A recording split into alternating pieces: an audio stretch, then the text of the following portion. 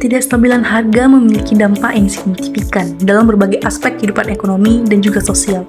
Ketika harga suatu barang dan jasa berfluktuasi secara drastis dan tidak terduga, hal ini dapat mengganggu stabilitas ekonomi suatu negara.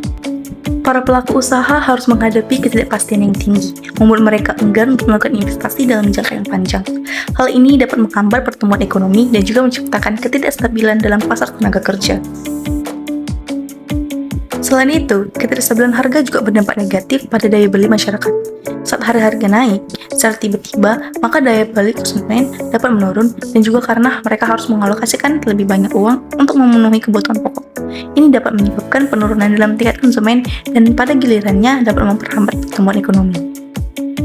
Di sisi lain, jika harga turun secara tiba-tiba, ini dapat merugikan produsen dan juga para pelaku usaha yang bergantung pada pendapatan dari penjualan.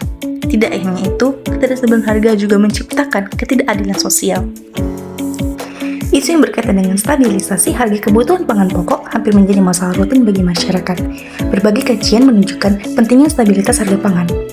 Instabilitas harga pangan dapat menurunkan tingkat efisien pembangunan sumber daya dan dapat memicu gejolak makroekonomi dan juga politik.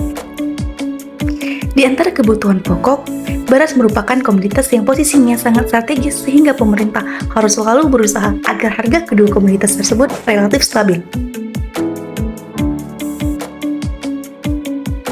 Ketidakstabilan harga bisa terjadi karena berbagai faktor, termasuk pemerintahan dan penawaran yang berubah, perubahan kebijakan pemerintah, fluktuasi mata uang, dan juga gejolak politik atau konflik di negara-negara produsen atau konsumen utama.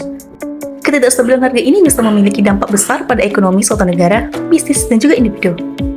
Pentingnya stabilitas harga adalah agar bisnis dan konsumen dapat merencanakan kegiatan ekonomi mereka dengan lebih baik. Ketidakstabilan harga dapat mengganggu investasi jangka panjang, perubahan ekonomi, dan juga keamanan finansial individu dan juga rumah tangga.